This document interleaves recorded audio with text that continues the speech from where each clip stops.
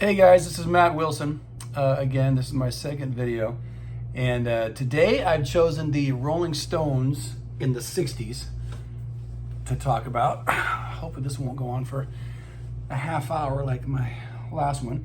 The Stones are one of my favorite ever bands, and the 60s that's the decade I would say they did more great music than any other. I'm going to be going over the UK and the US albums because there's, some of them have significant differences and then other ones are almost the same, save for like one song or two. So we're going to start. This is our first album. This is a stereo CD, 1964. It's mostly cover versions. A lot of British invasion era bands came here to the States in 64 or 65. And a lot of their repertoire was African American songs mixed in with, a few originals or, songs written for the band by outside songwriters like the Yardbirds, for instance. But even the Beatles, did cover versions, and the Stones did a lot of them. Along with the Pretty Things and the Animals and Manfred Mann. Manfred Mann were more jazz influence, but anyways, so the Stones are no exception. And what I like about these albums, here's the 2002 SACD of the American version of that album. It's called England's Newest Hitmakers. It's the same album as this. Except for one song. on the here's a mono CD of the Rolling Stones. On the UK version, it's a Bo Diddley cover, Mona, I Need You Baby, and on the American album, it's a Buddy Holly cover, Not Fade Away. Whichever one you prefer is going to influence your decision as to what's the better album. But certainly I like the UK cover more because there's no font, there's no lettering. So it's a good album. Also in 64, we get Americans got 12 by 5. That's the SACD. Which has a lot of material on here, which wasn't on the UK albums. Again, there's the mono one that's in the CD box set. I like it a lot. It's easily as good as the first album, if not better. And you get Time Is On My Side, but God, unless I'm wrong about this, I haven't played it in a while. You get the organ intro version, which that was the one that was the hit here in the States. The guitar intro version is, well, we'll get to that when we get to that album. But I like it a lot. 12 by 5, easily as good as the first album. These were the two LP releases from the Rolling Stones in 1964. They had released things on 45 and EP before that. In fact, some of their 45s, I think, go back to 63. In 65, that was a big year for LP releases for the Rolling Stones. I think first up is Rolling Stones number 2. This is an old CD of this. Again, easily as good as the first album. Still mostly cover versions. It's a strong album. Here is the mono CD. Mick and Keith are still not really distinguishing themselves in early 65 as songwriters. They're writing the occasional songs. Even on the first album. When you see songs that have the Nanker Felge songwriting credit, that's the whole band, even Brian Jones. I used to think it was just another way of saying Mick and Keith, but it's not, so. And Nanker Felge, I think, is the face that they used to pull when they used to put their fingers in their mouths and make faces. I think that's what a Nanker Felge is. But anyways, so they're still doing in 65 what so many of the other British bands were doing, is they're releasing albums of some new material and then a bunch of cover. Them, you know, the Northern Irish band fronted by Van Morrison, they were doing the same thing. Okay, so in the U.S. in early '65, we got Rolling Stones Now. There's the mono.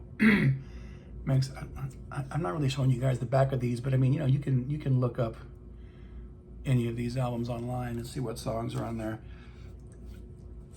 Rolling Stone magazine says this is the best of the early Stones albums, and it's good. I mean, I don't know why they randomly chose this one, because the songs that are on here are, well, a lot of them are on Rolling Stones #2. So if you're collecting everything, like I always have, then this is not an essential album. But if you're only buying the American releases, well, then I can see why you would think this is really good. I don't know why it's any better than 12 by 5, but all of these US or UK Stones albums in the 60s, to me, are essential. It isn't so much the case with the Beatles. That's it. With the Beatles, I clearly prefer the UK versions every time. But that's, you know, that's for a future show. We will, or I will discuss the Beatles at some future date. But with the Stones, it's not so cut and dry. It's not so black and white. I think you need everything. But, you know, I would say that, right? Okay, in the mid part of 1965, the US got Out of Our Heads. That was the cover. The UK would get their version in a few months. I like this. This has, you know, Satisfaction on it. It's got The Last Time. It's got Spider and the Fly. It also has some live material, which isn't all that, but, you know, for these kind of, I'm sure, hastily thrown together US releases of British Invasion era bands, I think it holds up. I want to say, too, that Andrew Loog Oldham is the one who was choosing the songs which went on these LPs.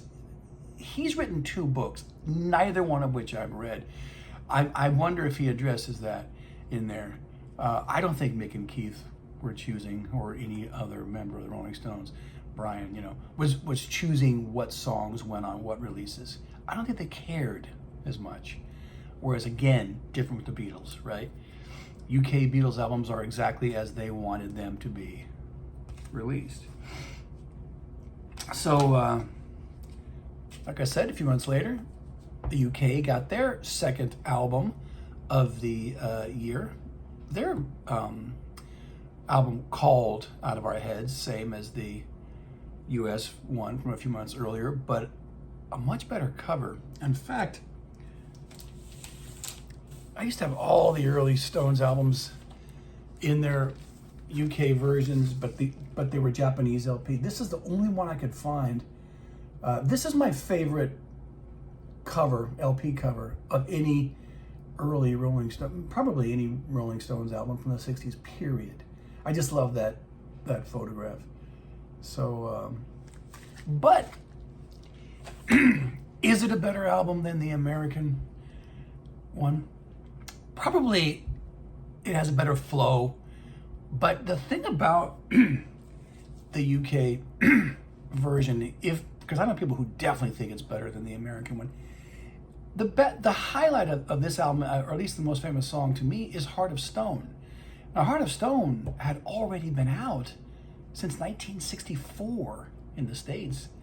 So when it came out in like the fall of '65 on this album, it was already like, you know, almost a year old. So, and I think by this point, Mick and Keith should have been writing most of their own material, and they weren't.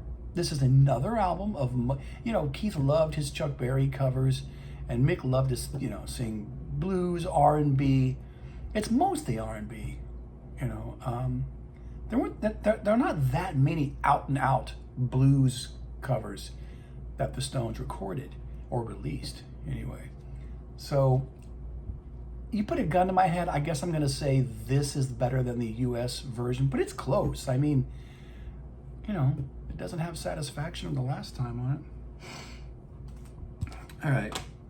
And the UK got 2 Stones albums in 65. The States got 3. December's Children and Everybody's uses the same cover as the UK, Out of Our Heads, but Americans couldn't seem to get it right. I mean, look how this is, you know, it's zoomed in, doesn't look as good as the UK cover, just like the American England's Newest Hitmakers didn't look as good as the Rolling Stones.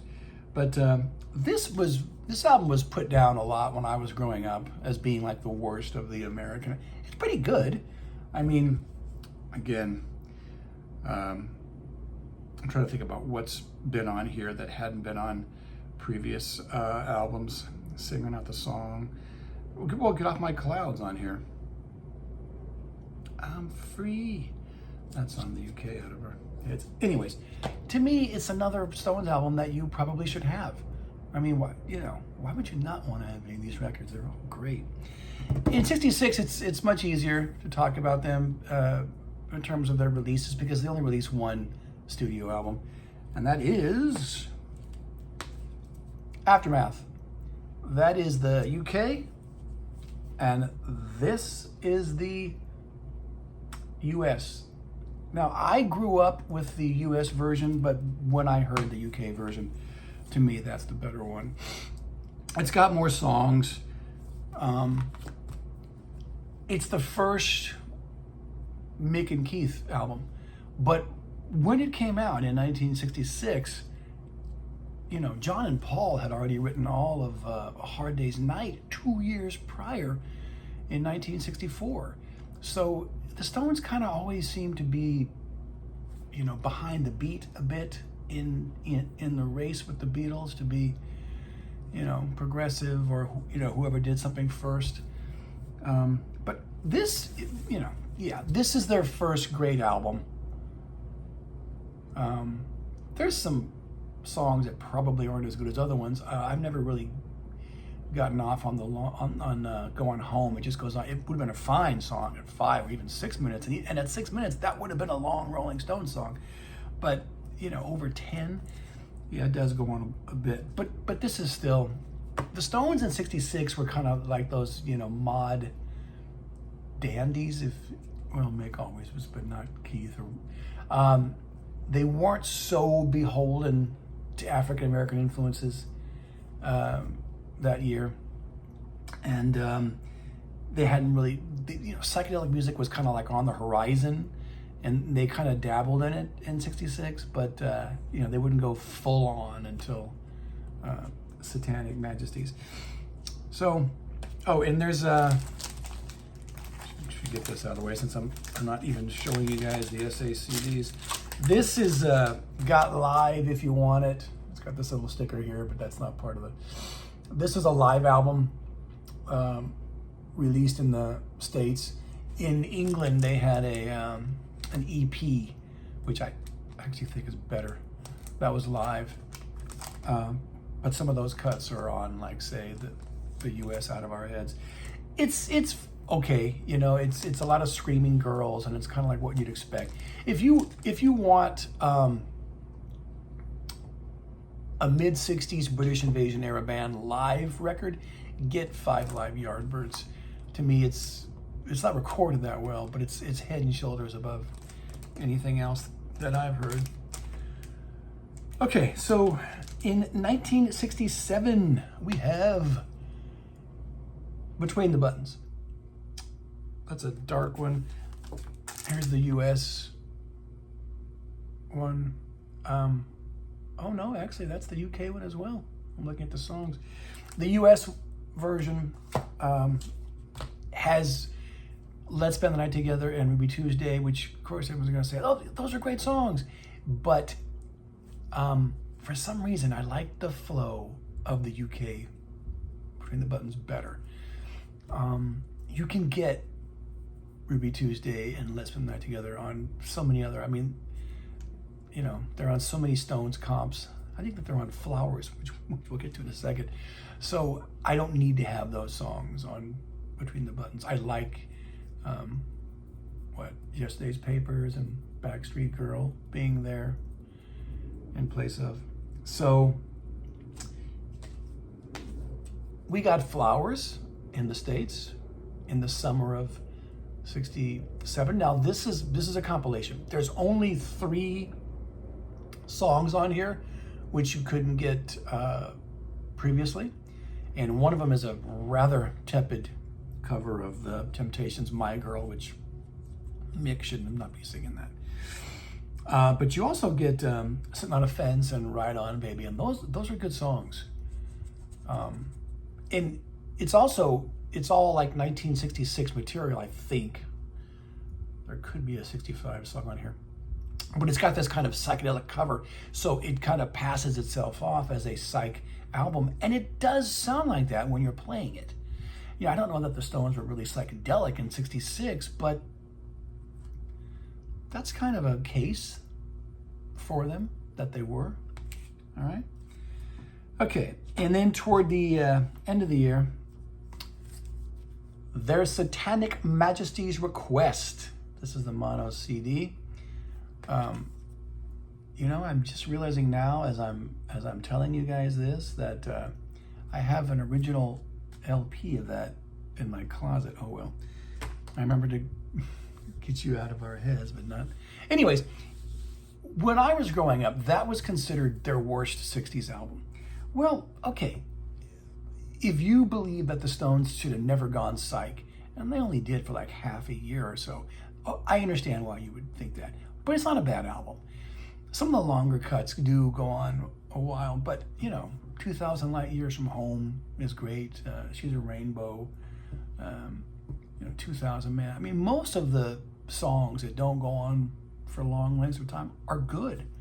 So I'm going to say it's not as bad as I probably thought it was, 40 years ago. So, and they had some great, standalone singles at that time that were psychedelic, like Dandelion or We Love You, which I'm surprised aren't bonus tracks on any CD that I've ever seen of Satanic Majesties, but I guess they don't really put bonus tracks on Stones discs, do they? Okay, so yeah, we're moving along nicely. 68, there's only one album, and of course it's Beggars. Now, Beggars Banquet, this is the mono CD. This was the cover that they wanted, but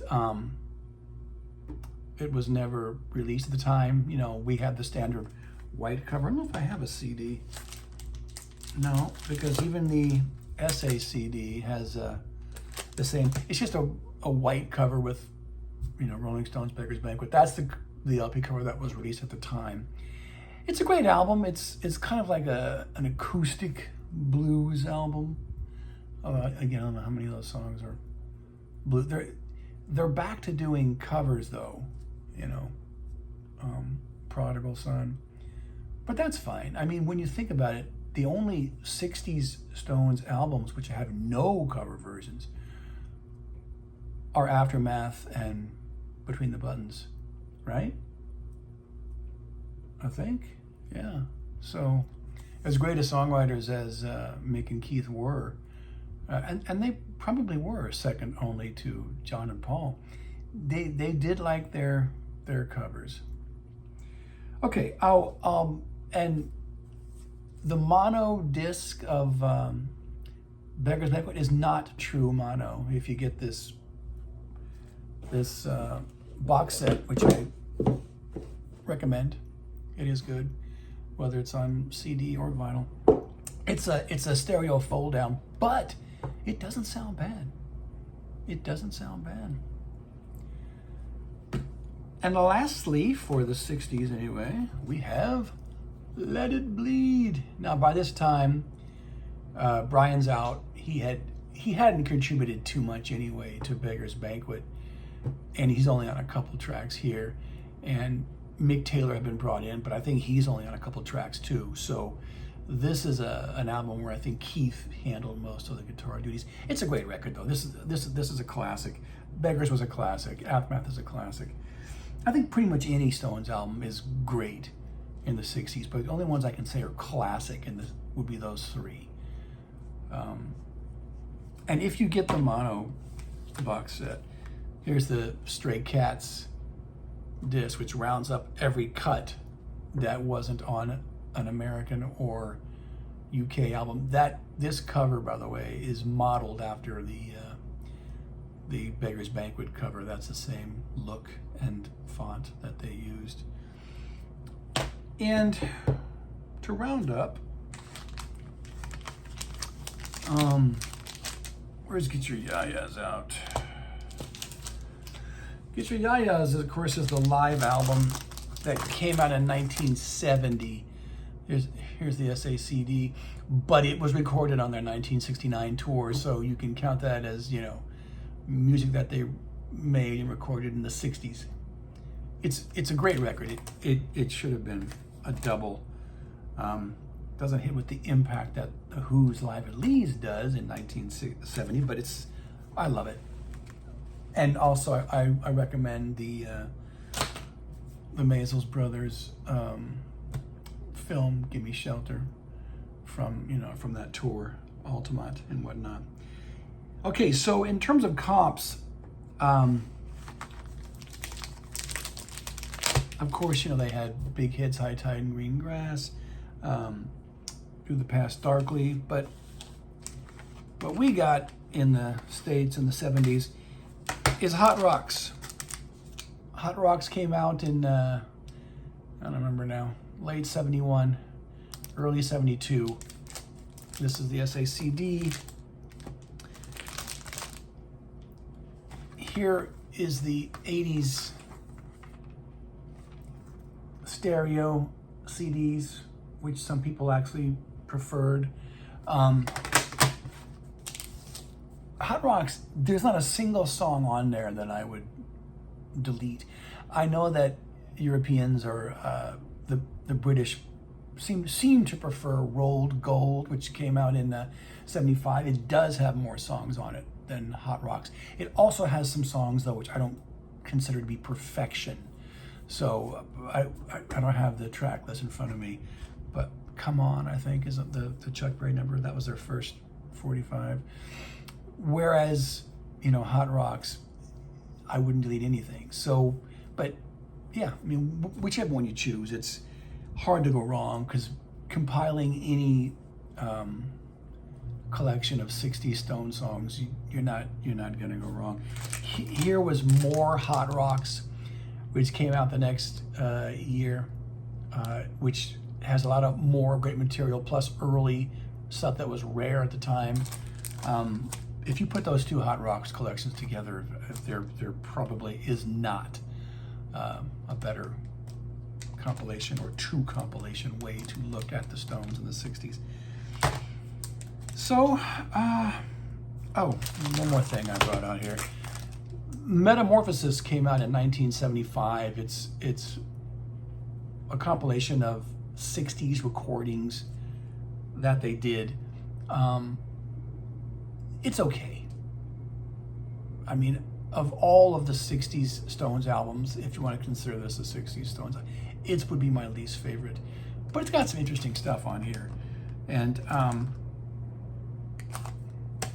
if you want to complete the collection. So, that's it. The Rolling Stones in the 60s, my favorite decade of theirs. When Brian Jones died, when he was out of the band, they lost something. They had, he brought like an exotic timbre to the group. All the different instruments that he played, they just didn't even do that, go in that direction at all in the 70s. I love Sticky Fingers, I love Exile on Main Street, but there's solid rock and roll albums, guitar, bass, and drums, with horns sometimes. You're not going to hear like marimbas, dulcimer, the kind of things that Brian could pick up and play. And possibly had he been in the band then, he wouldn't have been doing that anyway. Who's to say, right? But when you make a playlist of Rolling Stones songs in the 60s, it just, to me, has more variety than if you make a playlist of Stones songs in the 70s, right? So, yeah, that's my favorite era for the band, and I hope you enjoyed it. Ciao.